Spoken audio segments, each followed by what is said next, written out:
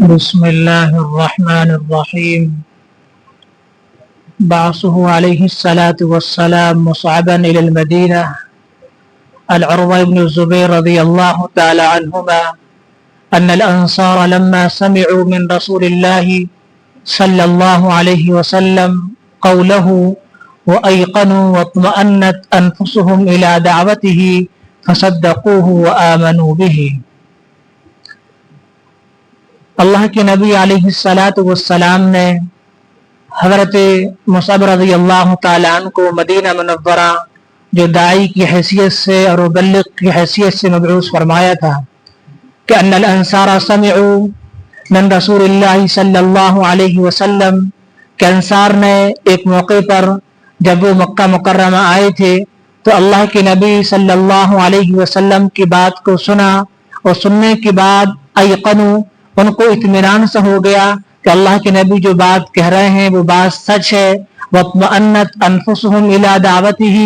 اور اس بات کا بھی اطمینان ہو گیا کہ اللہ کے نبی علیہ الصلاۃ والسلام کی طرف ان کے دل مطمئن ہو گئے. اور اس کے بعد جب وہ اپنے علاقے کی طرف چلے گئے تو انہیں چاہا کہ ہمارے درمیان بھی کوئی ایسا بندہ آئے جو مبلغ ہو, جو داعی ہو, جو لوگوں کو خدا تعالیٰ کا تعارف کرائے. ظاہر سی بات ہے کہ مکہ مکرمہ کے اندر سرکار دو عالم علیہ الصلاۃ والسلام تھے جو آفاقی اور عالمی رسول تھے, لیکن اب دعات کو علاقوں کی طرف بھیجنا بھی تھا اور علاقوں کی طرف ضرورت بھی تھی. تو انہوں نے سب سے پہلے سرکار دو عالم علیہ السلام کی خدمت کے اندر یہ تقاضا رکھا کہ فبعثوا الى رسول اللہ علیہ السلام ان ابعث الینا رجلا من قبلک. اللہ کے نبی آپ اپنے یہاں سے, آپ اپنی طرف سے ایک ایسا بندہ آپ بھیج دیں جو حدیث ہو, جو اللہ کی جو آپ کی حدیث کو بیان کر دے, وہ یقص علیہم القرآن اور قرآن کریم کو پڑھ پڑھ کر سنا دے. تو اس موقع پر اللہ کے نبی علیہ الصلاۃ والسلام نے مدینہ منورہ حضرت مصعب بن عمیر رضی اللہ تعالیٰ عنہ کو مبلغ اور داعی کی حیثیت سے مبعوث, داعی کی حیثیت سے بھیجا تھا. تو یہاں سے معلوم چلتا ہے کہ جن علاقوں کی طرف ضرورت ہے, جو علاقے پیاسے ہیں, جہاں کام کی ضرورت ہے, تو اس طرف لوگوں کا خروج ہو, دین کی دعوت دینے والے اور دین کا پیغام لے کر چلنے والے ان علاقوں کی طرف کوچ کریں یہاں پر سخت اور زیادہ سے زیادہ ضرورت ہو. تو حضرت مصعب رضی اللہ تعالیٰ عنہ جب وہاں پر پہنچے تو اسد بن زرارہ اور سعد بن معاذ رضی اللہ تعالیٰ عنہما کے یہاں ٹھہر کر قیام کر کے انہوں نے وہاں پر دعوت کا کام شروع کیا. فاسلم عمرو بن جموح, حضرت عمرو بن جموح رضی اللہ تعالیٰ عنہ بھی اسلام لے کر آ گئے. وکسرت اصنامہم, ان کے جہاں پر جو بت پرستی کا ایک عام عالم تھا کہ وہ لوگ ان کے سامنے سرب سجود ہوتے تھے, تو حضرت عمرو بن جموح رضی اللہ تعالیٰ عنہ کے بتوں کو توڑا گیا. اس کے بعد بہت سارے لوگ مسلمان ہو گئے. اور اس کے بعد باسو علیہ الصلاۃ والسلام ابا امامہ الی قومی, اللہ کے نبی علیہ السلام کا حضرت ابو امامہ رضی اللہ تعالیٰ عنہ کو ان کی قوم کی طرف داعی کی حیثیت سے بھیجنا. وہ فرماتے ہیں کہ بعثنی رسول اللہ علیہ الصلاۃ والسلام الی قومی, اللہ کے نبی نے مجھے اپنے قوم کی طرف داعی بنا کر مبعوث فرمایا. ادعوہم الی اللہ, تاکہ میں ان کو اللہ تبارک و تعالی کی طرف بلاؤں. واعرض علیہم الاسلام وشرائعہ, اسلام کو ان کے سامنے پیش کروں اور اسلامی جو شریعت ہے اس کے ان کے سامنے ان کو پیش کروں. فاتیتم, تو میں ایسے وقت میں ان لوگوں کے پاس پہنچا کہ جس کے اندر وقد سقوا ابلہم, کہ وہ لوگ اپنے اونٹوں کو پانی پلا چکے تھے. وحلبوها وشربوا, اور ان کا دودھ کو دھو کر پی چکے تھے. جیسے میں ان کے پاس پہنچا تو ان لوگوں نے کہا مرحبا بالصدی بن عجلان, اے صدی بن عجلان جو ابو امامہ کا نام تھا, کہ آپ کا آنا مبارک ہو, یعنی ہم آپ کا خیر مقدم کرتے ہیں, آپ کا استقبال کرتے ہیں. لیکن ساتھ ہی یہ کہا کہ فبلغنا انک سبوت الی ھذا الرجل, ہمیں تو یہ معلوم چلا ہے کہ اللہ کے نبی علیہ الصلاۃ والسلام کی طرف تم مائل ہو گئے ہو, یعنی تم نے اس دین کو قبول کر لیا ہے. اور نعوذ باللہ, اللہ کے نبی علیہ السلام کی بات کو گویا کہ وہ مذاقاً استہزاء کے طور پر کہ تم نے ان کی بات کو تسلیم کر لیا. تو انہوں نے کہا کہ نہیں, ہم تو آمنت باللہ ورسولہ, ہم تو اللہ تعالیٰ پر ایمان لے کر آئے اور اللہ کے رسول علیہ الصلاۃ والسلام پر ایمان لے کر آئے. اور پھر ہم نے ان لوگوں کو بتایا کہ بعثنی رسول اللہ علیہ السلام الیکم, اللہ کے نبی نے ہمیں تمہاری طرف اس لیے بھیجا ہے کہ اعرض علیکم الاسلام و شرائعہ، تاکہ اسلام کو میں تم لوگوں کے سامنے پیش کر دوں۔ تو یہ باتیں چل رہی تھی، خدا تعالیٰ کا تعارف ہو رہا تھا۔ فبینما نحن کذالک، اسی درمیان میں اذ جاؤوا بقصعتہم، وہ کھانے کا ایک بڑا سا پیالہ لے کر آئے، فوضعوہا، اس کو ہم لوگوں کے سامنے رکھ دیا، واجتمعوا حولہا، اور وہ لوگ اس کے ارد گرد بیٹھ گئے، فاکلوا بہا، اور کھانا شروع کر دیا۔ اور کھانے کے بعد کھانا شروع کیا تو ہم سے بھی ان لوگوں نے کہا کہ آؤ ہمارے ساتھ مل کر بیٹھ کر کھانا کھاؤ، تو ہم نے کہا کہ ہم کھا نہیں سکتے، اس لیے انما اتیتکم من عند من یحرم علیکم الا ما زکیتم، میں اس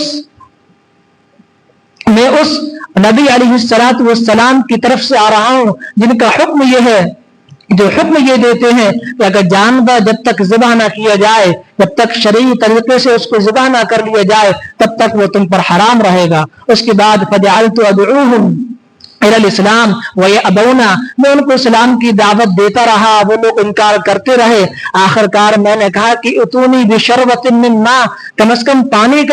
پانی مجھے پیش کر دو، فإنی شدید العطش، مجھے تو بہت زیادہ پیاس لگی ہے۔ تو وہ لوگوں نے جب اس بات کو سنا کہ کھانے کے بارے میں منع کر رہے ہیں، وہ یہ پیغام لے کر آئے ہیں اور اللہ کے نبی علیہ السلام کی بات کو انہوں نے تسلیم کر رکھا ہے، انہوں نے کہا کہ تم تو ایسی پیاسے مر جاؤ، ہم تمہیں پانی نہیں دیں گے۔ تو اس کے بعد کہا کہ جو میری پگڑی تھی، میں نے پگڑی کا تکیہ بنایا، اس کے بعد میں سو گیا۔ انی نمت فی الرمضاء فی حر شدید، سخت گرمی کے اندر ریت پر میں سویا، فآتانی آتن، میرے پاس خواب کے اندر کوئی انسان فی منام ہی، ایک جبرائیل یا کوئی دوسرے فرشتے، وہ آئے بقدح زجاجن، ان کے ہاتھ کے اندر شیشے کا کانچ کا ایک پیالہ تھا۔ اس کے بعد انہوں نے مجھے پیش کیا، میں نے اس پانی کو پیا۔ اس کے بعد فرماتے ہیں کہ واللہ ما عطشت، اس کے بعد مجھے کبھی پیاس نہیں لگی، ولا عرفت، اور مجھے یہ بھی نہیں معلوم کہ پیاس کیا چیز ہوتی ہے، یعنی ایسا سیراب ہو گیا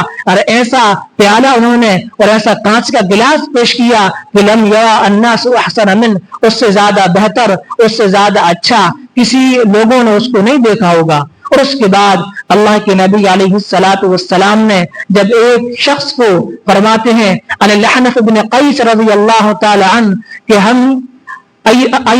یعنی بینما انا اطوف فی بالبیت فی زمن عثمان، حضرت عثمان رضی اللہ تعالی عنہ کے زمانے میں ہم بیت اللہ کا طواف کر رہے تھے، اسی دوران اذ اخذ رجل بیدی،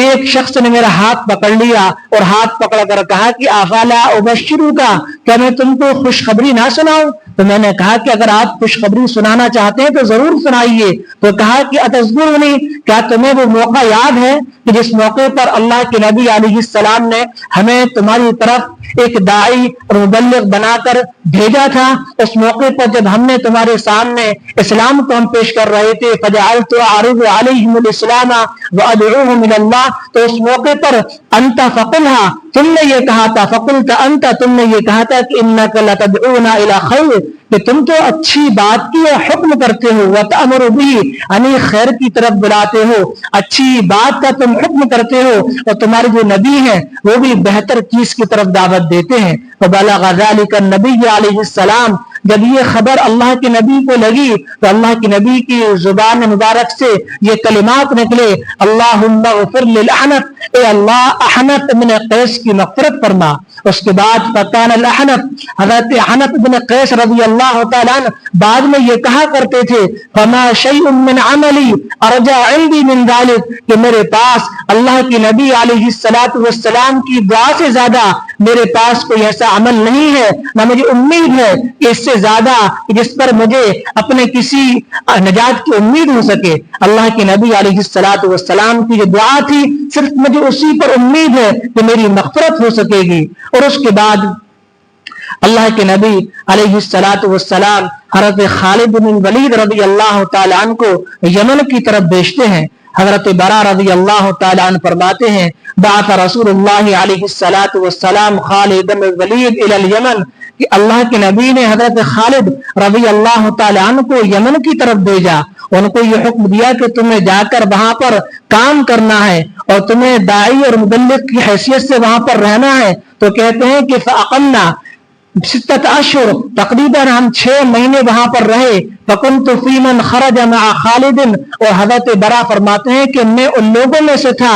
جو حضرت خالد رضی اللہ تعالیٰ عنہ کے ساتھ یمن کی طرف نکلے تھے. تو حضرت خالد رضی اللہ تعالیٰ عنہ یدعوہم الی اللہ، ان کو اللہ کی طرف بلاتے رہے. فلم یجیبوا، لیکن 6 مہینے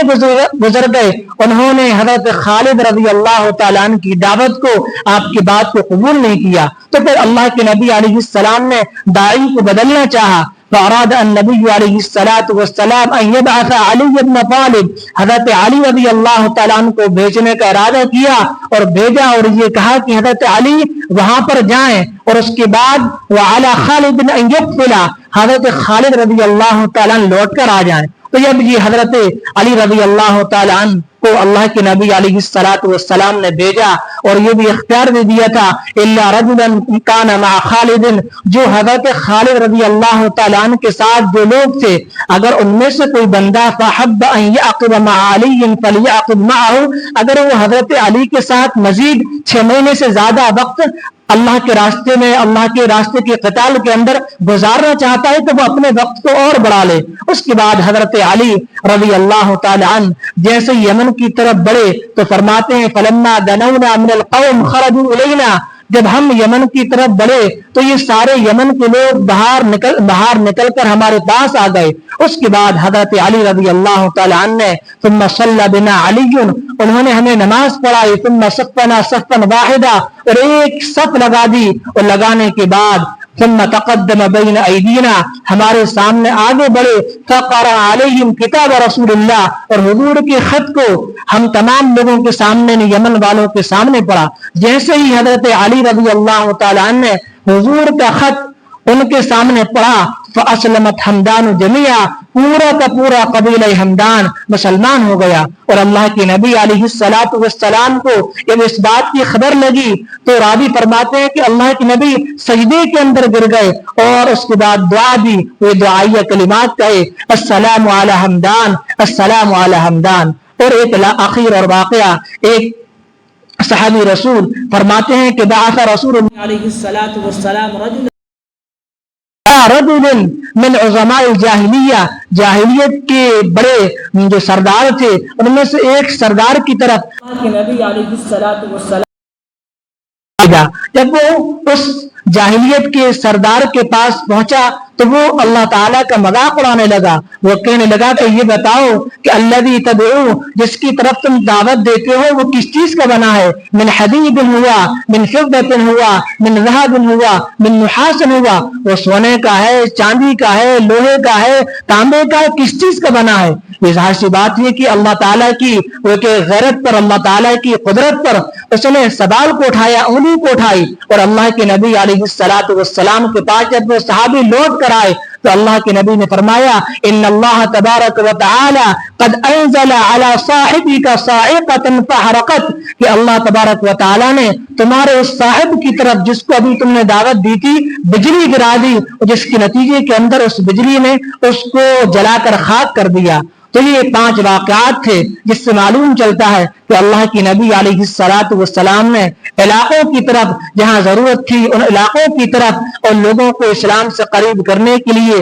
اسلام کا تعارف کرانے کے لیے، حضور کا عالمی اور آفاقی پیغام کو دنیا کے اندر عام کرنے کے لیے، تاکہ دلوں کے قلوب کے اندر، ذہن و دماغ کے اندر اسلام کی ربق اور اسلام کی طاقت و قوت ان کے دلوں کے اندر بیٹھ جائے اور یہ پیغام عام ہو جائے اور لوگ جہنم سے بچ کر جنت کے اندر جانے والے بن جائیں. اس کے لیے محمد عربی علیہ السلام نے اور آپ کے صحابہ نے جی جان کے ساتھ محنت کی، اور جہاں ضرورت پڑی، جہاں تقاضا آیا، اس کے لیے اپنے آپ کو پیش کر دیا. اللہ تبارک و تعالی مجھے اور آپ سب کو عمل کی توفیق عطا فرمائے. وما علینا الا البلاغ. سبحان اللہ وبحمدہ، سبحانک اللہم وبحمدک،